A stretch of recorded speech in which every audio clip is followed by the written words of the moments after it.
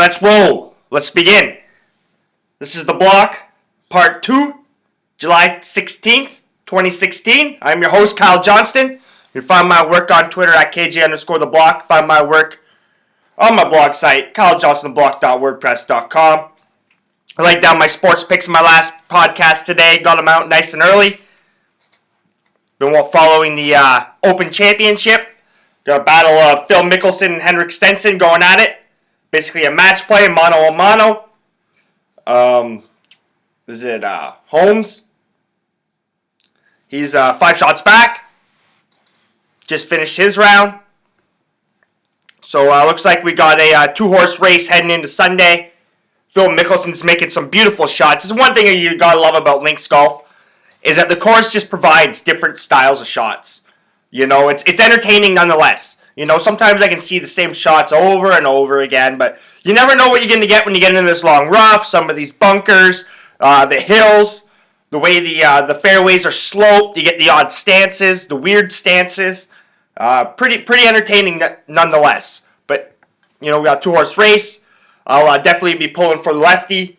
I never was a big Phil Mickelson fan. You know, I always pulled for Tiger Woods over him, just because I like to see some greatness.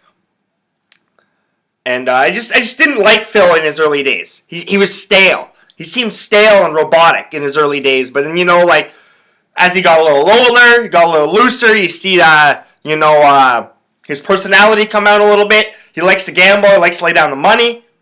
You know, he's a guy I wouldn't mind having a beer in the clubhouse afterwards and just kind of talking everything else except golf, to be honest with you. So I'll be pulling for lefty. Hopefully he can bring home his second claret jug. But I'm here and going to talk about the hot topics in the world going around these days.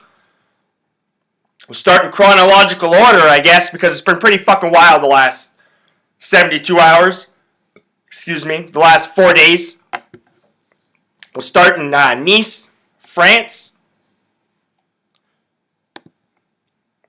where Mohamed Boulay, 31, Tunisian native, immigrant, moved to France in 2004, 2005.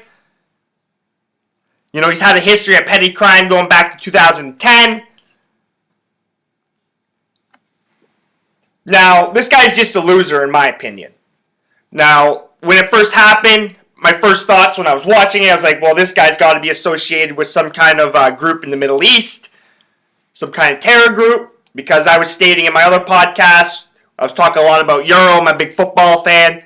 So I talked a lot about Euro 2016. I didn't think that anything would go down during the tournament.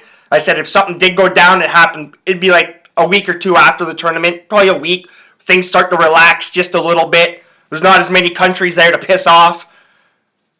But this loser, this idiot, I don't think he has any links or any claims with anybody. This guy's an idiot. And if he did, he probably tried and probably failed, which makes him that much more of a loser, that he was so much of a loser, he probably couldn't get into any of these groups. But, like, I guess this guy decided to rent a truck and basically wanted to run some people down on his way out, which is, he's an idiot. And I feel bad for his family, because his family's got to go through it now. I send my condolences to the 80-plus families affected who lost their loved ones, the innocent lives. Like, that's the most important thing here. We must remember the people. Like I send my condolences to them. It's absolutely brutal. Who would have thought a madman in a vehicle could do so much damage in a truck? But we've seen it down in Las Vegas with the girl that went haywire on the strip. There was the college football game in the States where one of the some crazy supporter or whatever ran into the college the tailgating.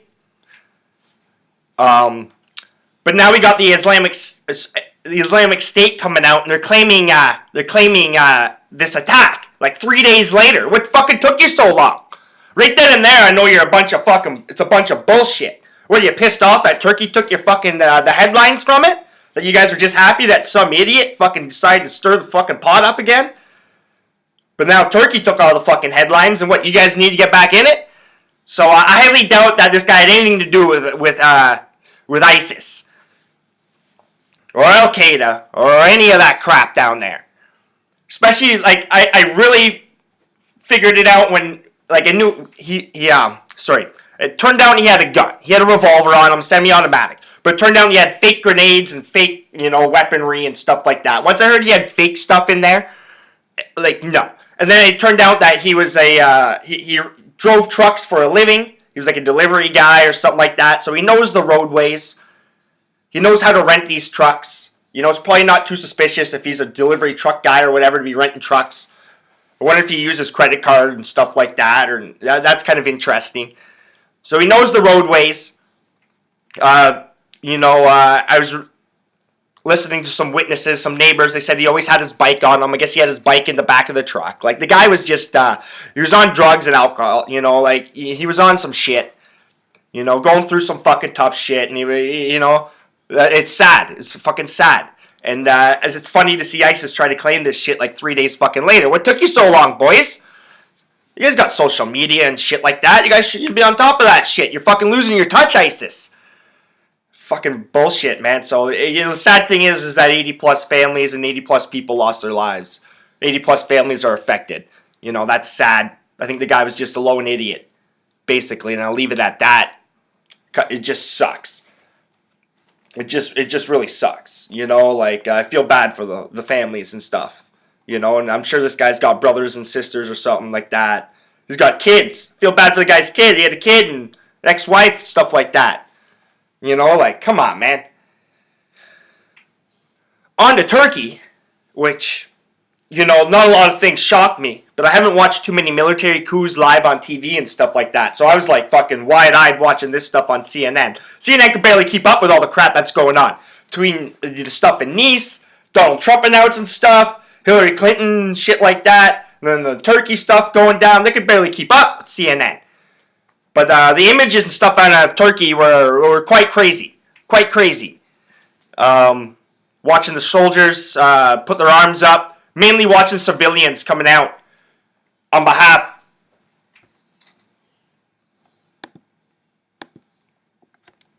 Just want to get the President Yeltsin's name correct. He was Prime Minister 2003 and then moved to presidency.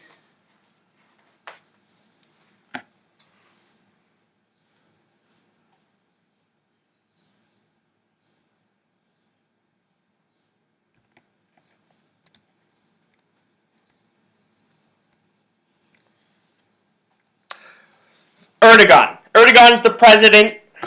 Erdogan's the president of Turkey, and Yildirim's the prime minister. And Erdogan, he was the prime minister back in 2003. He's ruled Turkey since 2003. Now there's a lot of angst. Like, Turkey's going through a lot of things right now. So before I even get into it, let's just start. You can kind of start on the surface. It's where they're geographically placed. Strategically, they're half in Europe, half in Asia. Istanbul's basically half in Europe, half in Asia. It's an interesting culture, awesome culture. I'd love to go to Turkey one day. Would love to go to Turkey one day. Spend a week and a half there. But they got Syria just below them. They got Iraq. They got Iran. Fucking that borders them. They got some crazy shit, that's going down there in the Middle East that they're kind of right in the middle of. So they're fighting ISIS. They're fighting a group called the PK or PKK or whatever. The Kurdish militants is whatever that, are fighting for kind of their independence. They stir the pot a lot of times. Turkey also stirs the pot a lot of times. There's multiple sides to every story. We got to remember that. So they're fighting them as well. They got the Syria crap still going on below them. Iran, and then they got, they're in NATO and stuff like that, so they're pressured by the Western countries. Now, Erdogan was democratically voted upon. Same with Yildirim. So, that's just on the surface and stuff like that, right? And then you got the military and stuff like that, who's kind of seeing all these terrorist attacks and stuff going on, and combine that with Erdogan, he's taking control, man. Like, he's taking control of some media, state media and stuff like that. The police, he's rearranging stuff, firing people, replacing people, and the military, is next. So, Certain people in the military, probably felt their head on the chopping block. So they said, hey, man, we got to make a move. Other people with political motives probably said, hey, we got to make a move. I'm sure there were some bigger people behind this that we're not going to hear about for a little while. That kind of had their fingers in the cookie jar a little bit to see kind of what happened. Obviously, it failed. It was pretty wild that Erdogan went on Facebook Live or whatever and stuff like that and broadcast it live through FaceTime and stuff like that. Called his people out on the streets, and they basically, good on the military coup people for not shooting their own people. Like, come on. Please, it could have been so easy. All it would have took was one or two people to start opening up fire and stuff like that, but didn't really see too much of that, even though some places were bombed. There were some helicopters going around shooting some shit, some jets going around shooting some shit. The government had their jets out firing at some helicopters. Supposedly they took one of them down. Pretty wild stuff. The images were pretty crazy. Unfortunately, over 100 people or so in Ankara lost their lives. Once again, I'm sending my condolences out to these families left, right, and center, man. It's pretty fucking wild these days. Some innocent people lost their lives, unfortunately. Erdogan's basically making his rounds, arresting people. Guess he's arrested, 2,700 plus so military personnel. Includes a whole bunch of different ranking officers. Pretty interesting. Now, one of the main players in this on the coup side, it's pretty interesting. I'm talking about this. There's a guy named, just want to get his name correct again, Fethullah Gulen. Fethullah Gulen, and now he's in exile in Pennsylvania, United States of America. And basically, he used to be friends with Erdogan. They kind of became rivals and nemesis. And he's kind of started up the political group. Let me just get it right. He leads a popular movement called the Hizmet. And basically, his supporters are the Gulenists. The Hizmet and the Gulenists, they're kind of an opposing figure to the Erdogan regime, the Islamic regime over in Turkey that was democratically voted in. They're saying that, they got about 10% support in Turkey. Probably a little bit more, Probably a little bit more. But this guy is in Pennsylvania. He was called out by Erdogan, too, when he made his speech afterwards, claiming that he had control of the country. Pretty interesting. I remember him I remember hearing Pennsylvania and when he was talking. I was like, Pennsylvania? Maybe Transylvania. That's a little bit closer. I don't know how Romania is involved in that. No, Pennsylvania.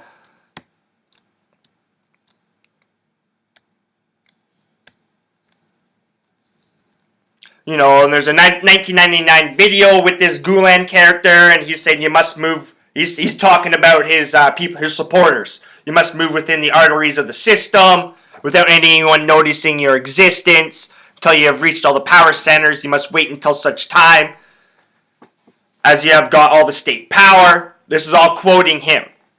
Until you have brought to your side all the power of the constitutional institution in Turkey. Now, he is saying he was misquoted, but yeah, it is what it is. Now, the Alliance of Shared Values is a U.S. arm of Gulen's Hizmet regime. They back him over in the States and in New York. They're denying any involvement of him in this. So it's pretty interesting, pretty wild. Now, the States were fucking sweating. I could just imagine the people in the fucking bunker of the White House, the Pentagon, and all that shit, just sweating, seeing what the hell was going to happen with this. Now, some people are saying that Erdogan planned this just to boost his ratings. Other people are saying that there's some countries behind it, China, Russia, etc., etc. I have no idea, allegedly. Now, I don't think Putin's involved in any of this, because Putin can do whatever the fuck he wants, and if Putin can just do shit by commission, and what are people going to do about it? Like example with ISIS. So, that's my opinion. Putin's just sitting in the backyard watching all this going, oh dear God, what the hell's going on? Who's fighting who right now? Who's fighting who? He's like, I have shown my colors. Who's fighting who? So, who does this impact? Who does this affect? Well, obviously the states. The states in the Western countries are like, fuck, man, we lost Britain. in the UN. Now these guys are like everything is just pretty. Everything is going crazy. Everything's moving so fast. Now the states can't lose this. This is a primary piece of land for them in the ISIS stuff. You know the states really don't want to get rid of ISIS for some strange fucking reason. I don't know. You know what I mean? Like people say they want to be there so they have military stuff because of Russia and etc. and China and Asia, which makes some sense. But you know you could probably do it a different way. Certain people making a lot of money out of this. A lot of people losing money out of these wars. But supposedly, I guess the rebels still have a military base in control, so they're trying to take that out. They got a couple other places probably under control as well. It's not quite over with, but the airport has resumed flights, so the government's got most of the major things under control. A couple little things still yet to go. Pretty funny, I was reading about a Turkish helicopter landed in Greece. And like 8 people looking for exile and asylum over there. Like 7 of them are in military clothing. Can only imagine who the other guy is. Wasn't mentioned. It's probably some big personnel. I'm sure there's I'm not too familiar with the Turkish government military and the rankings, so there's probably some guys missing right now. But pretty interesting. It's going to impact a lot of things. I'm sure ISIS, like obviously Turkey, and Russia and stuff, China, they're sitting back watching this, seeing what's going down. You know, and like in America's backing the guy, he's an Islamist, you know, kind of looks good on them that they're backing that. You know what I mean? We don't want to get too much into it, but it looks good in the States are backing, you know, they need some supporters like that. But pretty interesting stuff in the States. Going down in Turkey, I'll keep an eye on it.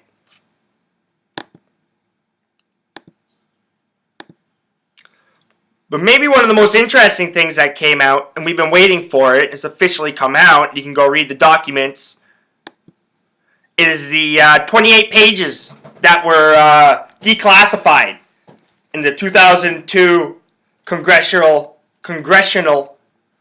inquiry about 9/11. You know, and a lot of people have, rumored, and, some hackers and some people like Edward Snowden, stuff like that, kind of confirmed some of the rumors and said that there might be some Saudi links to this. Now, it's pretty interesting. Raises a lot more questions than answers, probably. Like, I do believe Saudi Arabia was probably involved with this. I've been doing some background checks on some of the characters involved. It's kind of interesting. Some of the members of the Saudi royal family. So, like, 15 of the hijackers were Saudi nationals. First and foremost, right? And there were a couple of them living out in California, in San Diego, San Francisco area. Met up with a guy, Omar al-Bayoumi, and Bassan, this guy named Bassan. Kind of like paid for their place to live, kind of hooked them up with some shit. Now, Bassan, he's rumored of being an agent and stuff like that.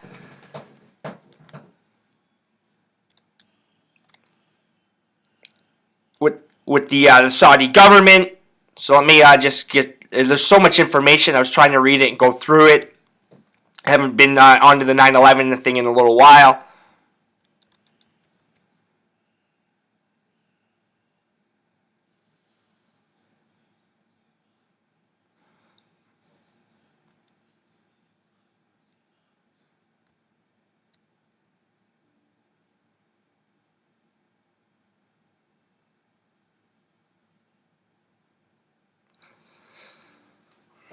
So according to the declassified document, while in the United States, some of the 9/11 hijackers were in contact with, received support or assistance from individuals who may be connected to the Saudi government. It included a possibility that money was sent to the Saudi royal family, to the hijackers, among other alleged links.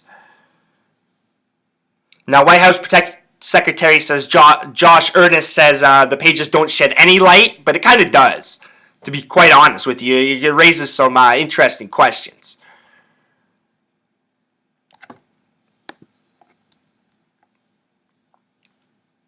Now, I'm on Fox right now. I got a BBC report. I got Fox. I tried to get as many different reports as possible.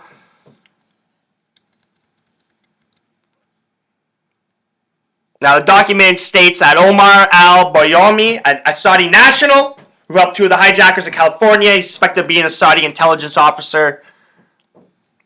The new document says, according to FBI files, beyond extensive contact with Saudi government establishments in the United States, received financial support from Saudi company affiliated with the Saudi Ministry of Defense.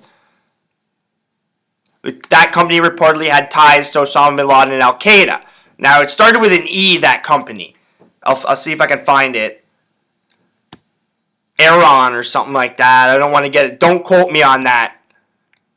And I'm going to be looking down for a little bit. So that's pretty interesting. Now, this guy fled in July 2001. He went to England and to pursue a PhD at Ashton University. And this guy was arrested 10 days after September 11 attacks. Scotland Yard and the FBI, they did their investigation. At that time, they said they found no connections to terrorism, which is pretty fucking hilarious because they ended up finding it. Now, Khalid Sheikh Mohammed was one of those guys, the mastermind. The mastermind. So he was released.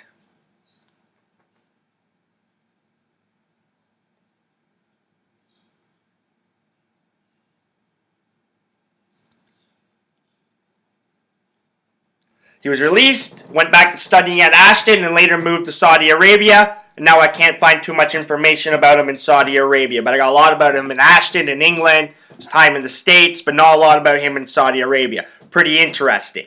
Now, they obviously went on to do some more investigation and found that, yeah, this guy, yeah.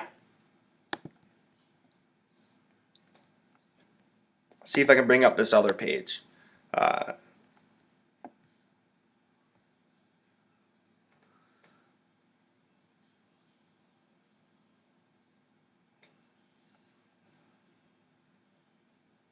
Where's that history?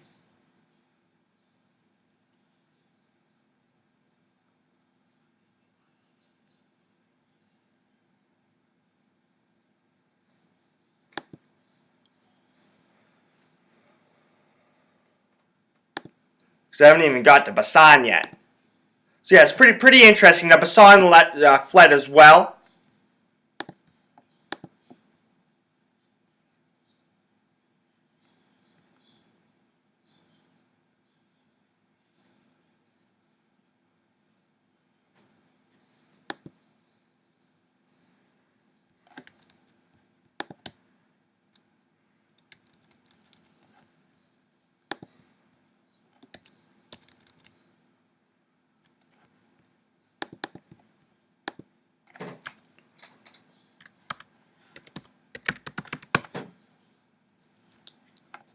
There we go. This is what I'm looking for. This is historycommons.org.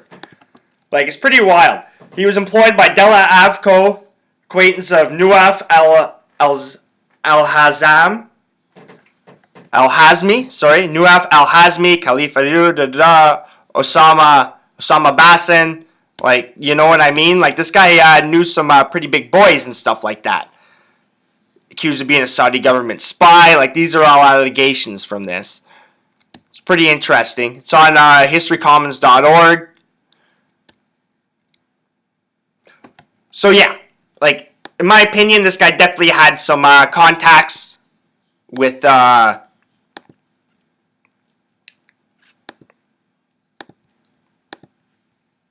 Saudi government and maybe a couple government officials that were inside the United States. One individual was living in Virginia.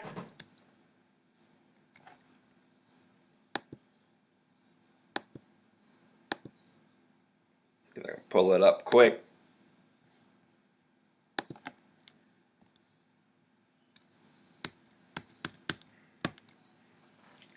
Falls Church, Virginia, 2001. Al-Qawi and the San Diego hijackers turned up together again. Pretty fucking interesting. The Al-Hajar Islamic Center. Pentagon Mosque built with funds from the Saudi Embassy. Pretty fucking interesting. Now, Prince Bandar, I'll get to him in a little bit. He's linked with Basan, sorry. Now, on the eve of the attacks, top Saudi government official Salah Hussayan checked into the same Marriott Residence Inn near Doulas Airport as 3 of the hijackers. Now, this is the big Saudi official that's supposedly linked with Omar al-Bayoumi and his crew. That he may have been getting. This guy may have been getting funds from the Saudi government and therefore exchanging it over to the Omar al-Bayoumi, and then et cetera, down the tree, down the line, right? Now, they're saying that this report doesn't include this guy, which they're saying clears all the Saudis and stuff like that. Well, you know what I mean. This guy seems to be pretty fucking big and stuff like that. Now, I've also read other reports of the FBI and the CIA are familiar with this character. And this guy, I think, allegedly met with George Bush the day after 9/11. Pretty interesting that this guy can meet with the president after 9/11. So he's obviously got some power. The Bush and the Saudis are good friends. Which brings us to Basan.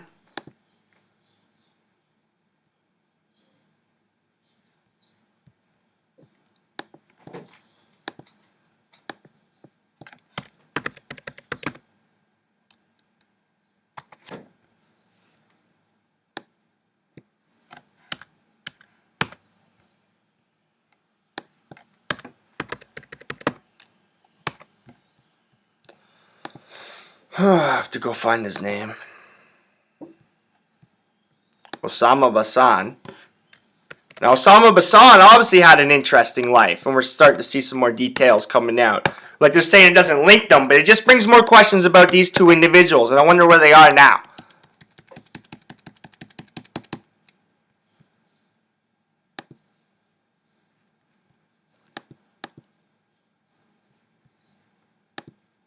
I'll read a couple things. This one's from Vanity Fair.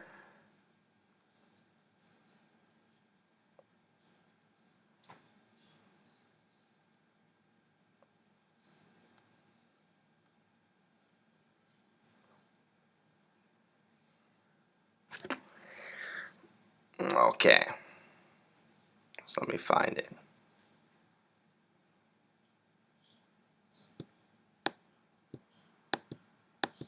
Come on, internet. Alright, here we go. So Prince Bandar, who served as the Saudi Arabian ambassador to the United States from 1983 to 2005.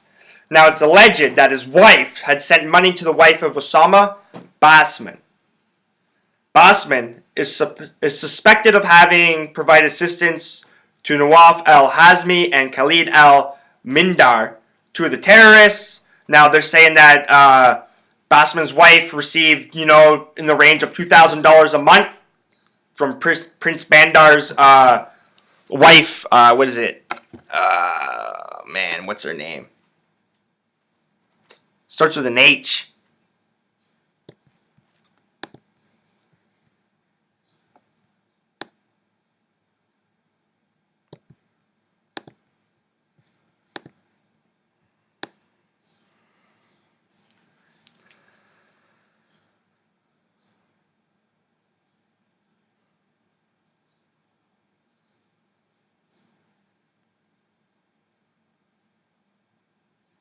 Anyways, Prince Bandar's wife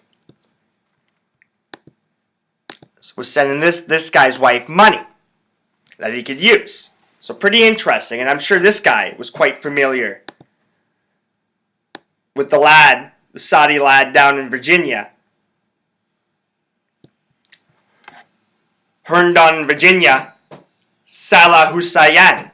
And Virginia, big military state, right? Big military state. A lot of military bases down in Virginia. So you know what I mean? Kind of interesting. Top Saudi national, a lot of military stuff, a lot of contacts, So pretty interesting stuff going down.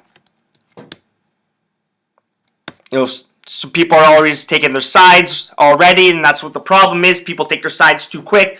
There's always multiple sides to every story. This is just going to create some more questions. We're going to see some more stuff leaked out. Probably, give or take a couple of the experts, to kind of go through this stuff. I ain't no expert. But it's, I like to pay attention to stuff nonetheless, because I do think the Saudis had a big involvement in 9/11. And this just kind of raises more questions for me about it and kind of links some more players into this that they were even mentioned. So they obviously knew who they were.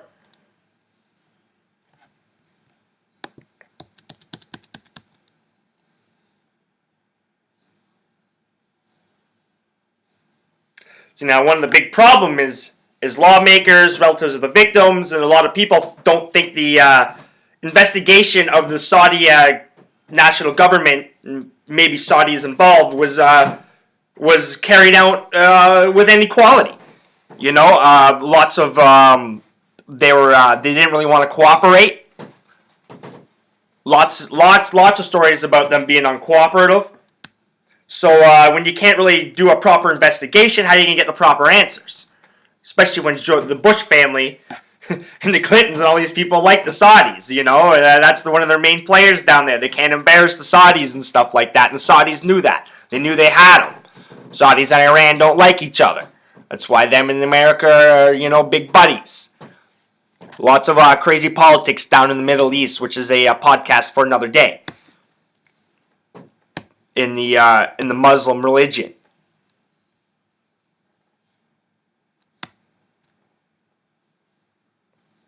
This past June, CIA's Office of the Inspector General released a report on its own internal investigation inquiry, which concluded in 2005, was said to be inconclusive and found no evidence the Saudi government knowingly and willingly supported al-Qaeda terrorists. Pretty interesting.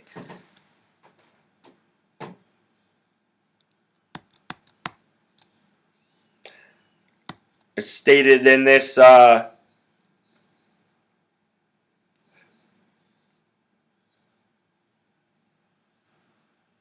the FBI. It was clear, however, the Saudis were less than cooperative investigators following attacks in 2011. One FBI official described post-September 11, 2001 investigation in which he provided the Saudis with copies of individuals' passports, and they responded that they had no record of the subjects. It's pretty hilarious that there were no record of the subjects and they're Saudi nationals.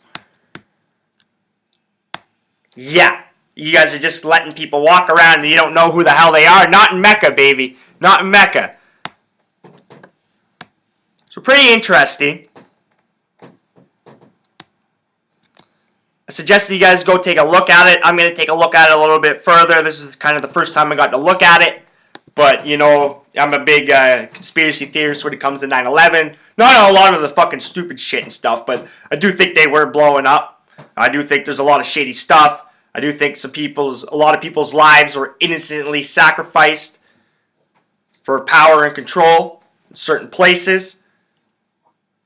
And it's pretty funny that, you know, like nowadays they always look at the nationalities. You know, they're from here, they're from there. We got to go in there and smoke show them. We got to go in here and smoke show them. They're from Afghanistan, they're from Iraq, they're from Syria. Oh my God, we got problems there. But how come they didn't look at, like, 15 out of the 17 or 18 hijackers were Saudi nationals? How come there was no media angst against Saudi Arabia and all this crazy stuff and big push from all the big officials and the politics and the political movements and stuff and the politicians? Sorry, no big push from the you know, you wonder why. You wonder why. Right then alone, it starts to create questions. So I'll leave it at that. That it's created more questions than answers. I'll finish up this podcast once again saying, you know, I send my best wishes and condolences to all the people affected in Nice, France. You know, that was, must have been fucking terrifying. And to all the innocent lives lost in the military coup in Turkey, send my condolences there as well. Hopefully one day I can get down there and see your country, so, you know, hopefully there's no unrest. You know, I want to watch some football. I want to watch some Turkish football. So, you know, like, let's get that fucking shit, you know, under control. You guys are pretty, it looks like a beautiful country, man. Got some nice people. I met a lot of nice Turks. So remember, you can find my work on Twitter at KJ_theblock. Find my work on my blog site, KyleJohnsonTheBlock.wordpress.com. Remember, if you're not laying the money down on the table, you're not winning.